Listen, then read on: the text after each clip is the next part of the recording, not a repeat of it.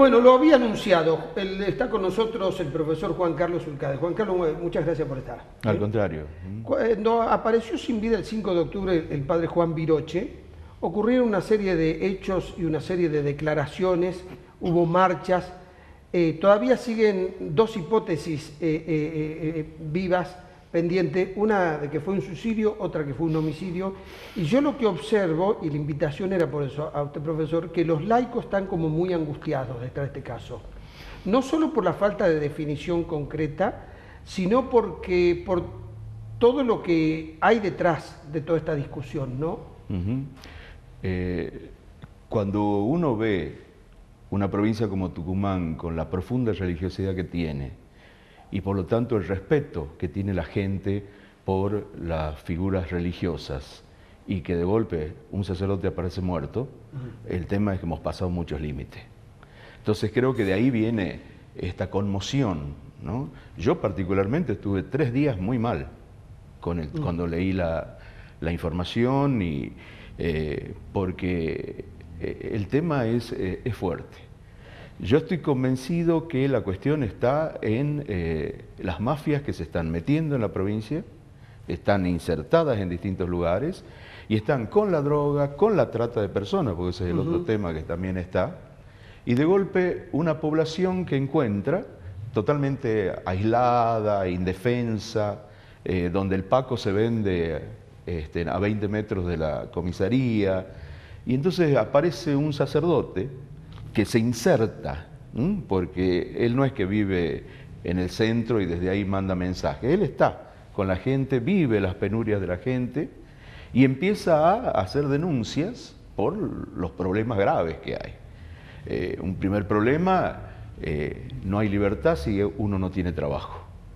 Y sabemos lo que pasa en muchos lugares, donde de golpe el gran empleador es el Estado y se utiliza ese tema con la cuestión del clientelismo político. O sea, yo te doy trabajo, pero en la medida en que vos me votes, vos estés conmigo, y con gente que además no puede hablar.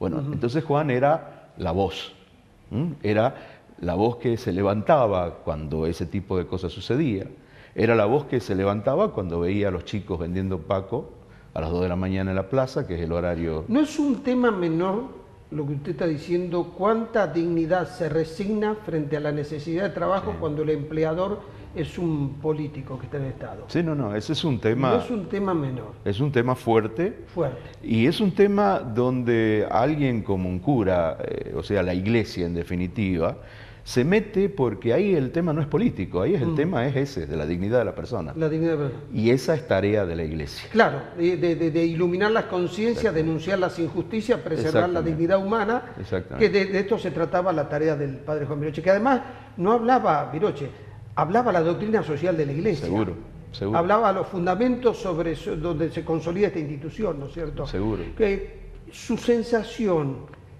frente a esto de la posibilidad de que sea un suicidio, un homicidio. Yo quiero esperar los resultados, pero primero voy a decir que tengo poca confianza en ciertas cuestiones de la investigación, hechas en el fondo por parte de aquellos que son denunciados por Juan, la policía. Hay un tema, por ejemplo, concreto, que es, para estos casos, usted sabe bien, hay procedimientos perfectamente establecidos. La primera norma del procedimiento no se cumplió. No está la filmación del lugar donde aparece el cuerpo. Hay solo fotos. Hay fotos.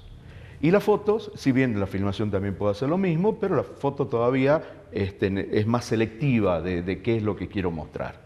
Con la filmación es probable que se puedan ver más cosas. Sí, entre la imagen y a ver, son dos imágenes. Sí, una el es movimiento movimiento más abarcativa y otra más firme, la supera la imagen ampliamente. Exacto. La foto. No se han sacado fotos de la pieza del padre Juan, que gente de la Florida, estuvimos con ellos, porque han venido a las marchas y han estado en la conformación de la multisectorial Juan Viroche, nos han dicho estaba desordenada. Esa pieza no ha sido, no hay fotografía. Hay otro tema que me dijeron... Perdón, termino con el tema de la foto.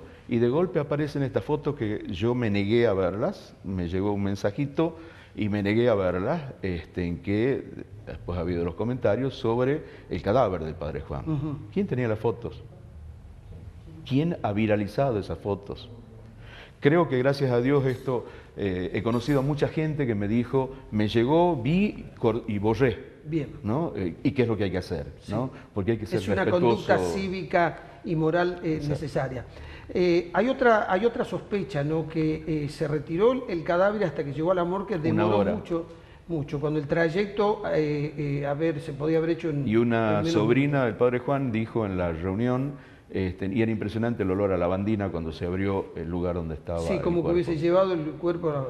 Sí. ¿Se filmó la autopsia? ¿Usted tiene conocimiento? Creo de que eso? no.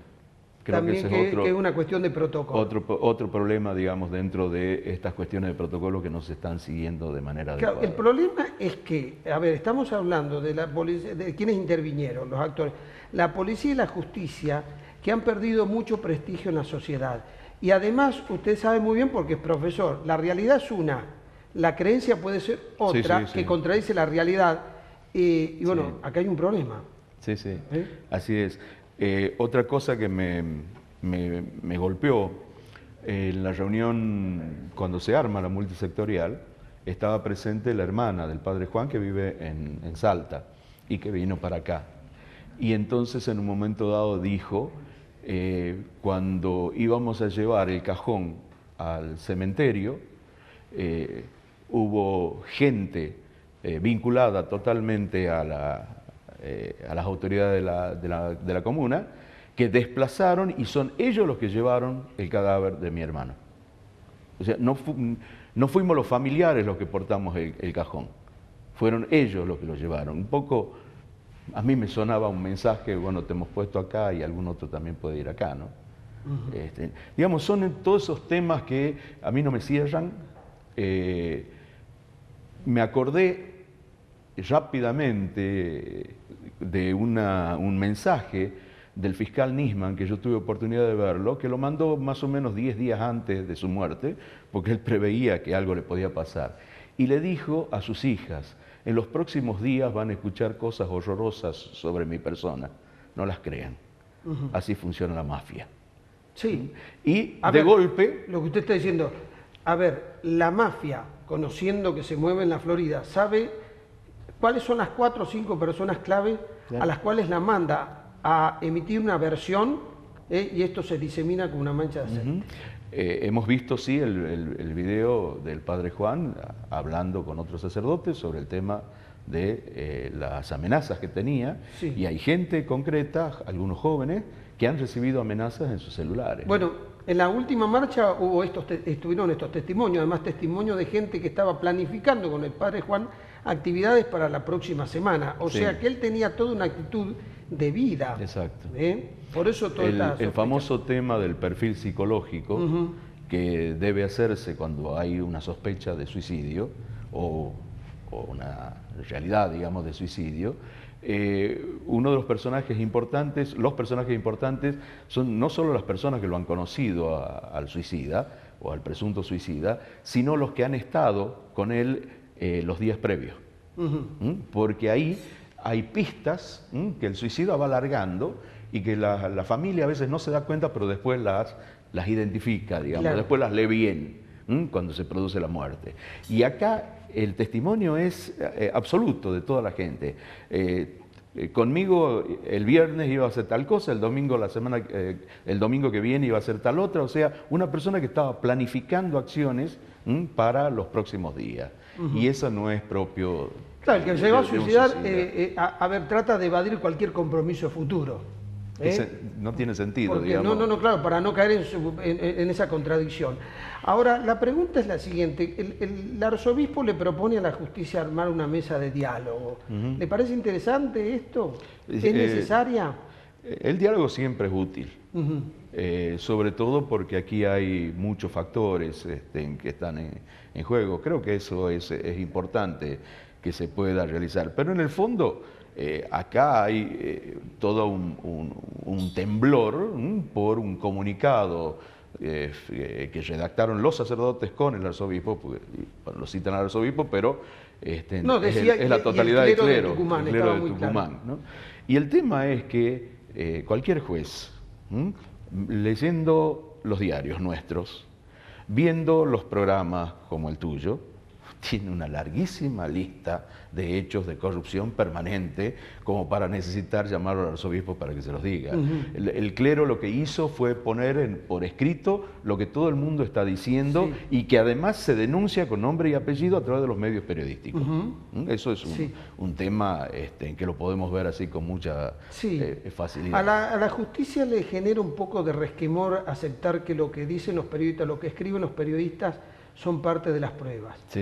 Porque me parece que como que se sienten superados, y es una cuestión de egoísmo. Tenemos que reconocer que la corrupción en la Argentina se descubrió a través de denuncias de una política en un programa específicamente, estoy hablando del programa de la Nata. Entonces no ignoremos la historia. Y acá hay un colega que escribe en el diario La Gaceta que con mucha precisión está contando también cosas. Así es, lo hemos hecho en este programa, entonces, o sea que tampoco juguemos a hacernos los distraídos. Exacto. Porque no queda bien, ¿no? Le preguntaba esto porque yo creo que se tiene que hacer esa mesa de diálogo, donde participen todos, hagamos un análisis. ¿Sabe por qué? Y sobre esto voy a hacer el cierre, se lo estoy adelantando, porque tiene que ver con las cosmovisiones con las que van a llegar los integrantes de esa mesa de diálogo. Porque usted sabe que hay gente que cree que en esta entrevista los dos estamos exagerando la situación social de Tucumán. Bueno, porque viven en otra realidad. Bueno, ese es un tema permanente, cada uno se mueve en un micromundo. Justamente el tema de la pastoral social es el hecho de que, bueno, podemos estar acá viviendo en el pleno centro, pero yo tengo que conocer in situ lo que está pasando. Yo tengo que conocer la costanera, tengo que conocer el Sifón, tengo que conocer todas estas realidades para poder interactuar luego con los distintos organismos de la Iglesia que están trabajando en estas áreas. La Iglesia en eso es insuperable.